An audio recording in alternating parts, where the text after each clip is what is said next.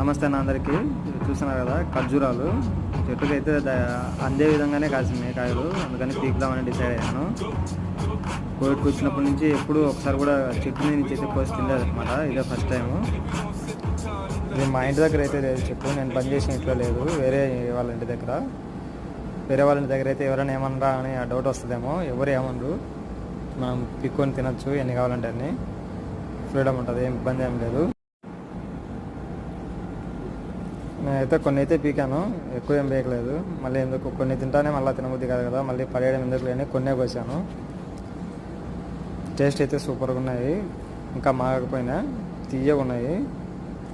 Please video నచ్చితే like చేయండి, మరిన్ని వీడియోస్ కోసం మన ఛానల్ని సబ్స్క్రైబ్ చేసుకొని పెట్టుకోండి. వీడియో ఎలా అనిపించిందో కింద కామెంట్ చేయండి.